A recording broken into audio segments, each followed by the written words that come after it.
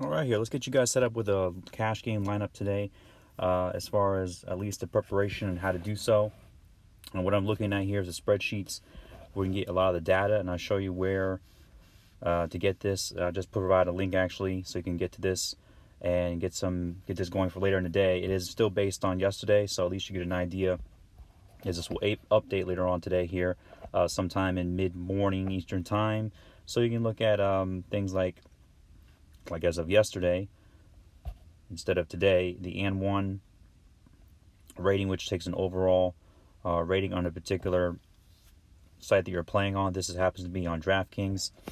That yesterday, even though I believe Trae Young sat out, yes, he did. That he was a top-rated guy on the slate for that particular site, followed by Jokic and then Russell. Some of the guys that either sat out or didn't get a full workload there last night.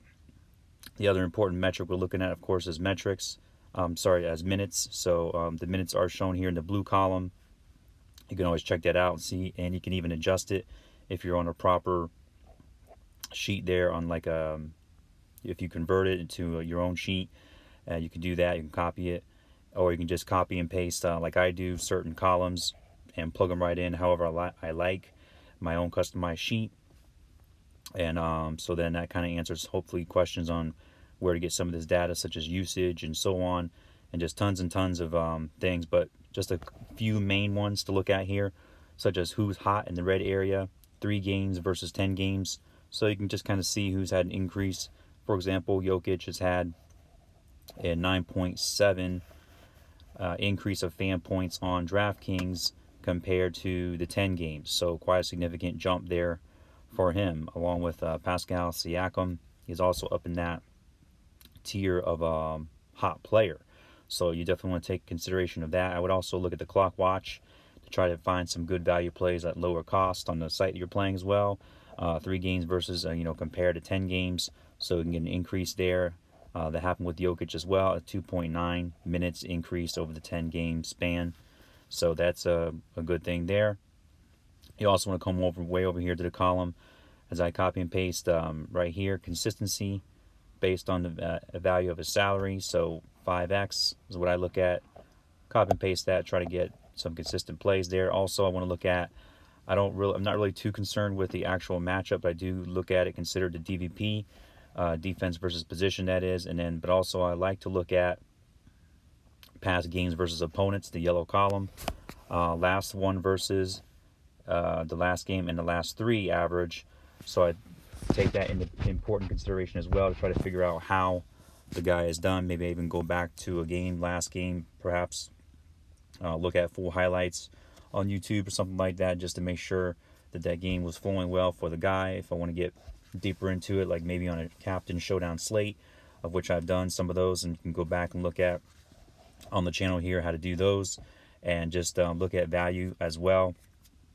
Make sure you're getting best value out of that. Excuse me. Just to give an idea though of some particular values, I am right here on this particular tool as well. You need to go to NBA real quick and basically go to all games, top DFS players, just to give you a really quick rundown and show you the importance, and also the application of the value rundown right here. For example, we're showing, for whatever reason, Cody Zeller being the most value on the main slate, followed by Rondo. That was kind of contingent on the other night whether LeBron played, which he did not. So then you can also look at Kevin Love and Christian Wood and guys like that. If you want to go over here to a single game showdown slate, it'd be interesting to see which ones are on for today. We got Philly, Indy, OKC, Minnesota, Cleveland, LA Laker games. So let's say we take that 7 p.m. Philly, Indiana. Remember, the salaries change, so you want to base it off value off of that as well. So if Sabonis plays, you want to make sure you get him into your single game cash slate, as well as Ben Simmons, Jeremy Lamb, and work your way on down the line. Just looking for a cheap player real quick to have fun with, for a tournament. Trey Burke, you may want to look at him for Philly. Just getting you maybe enough value, but at that cheap of a price.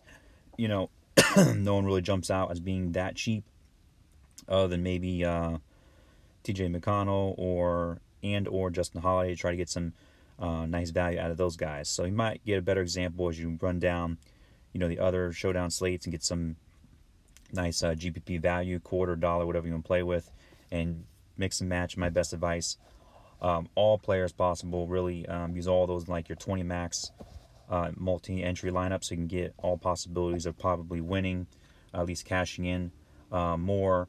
The goal obviously being that what you put in there for that dollar or $10 or whatever you put in there total on the mass multi-entry. So just want to leave you those points and give you some data to back it up, as I will here going forward there, especially with this research station here.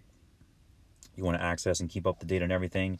To get the free data and everything, lineup kind of, changes throughout the day and injury news and reports, you want to go to hoopball.com, click on forums.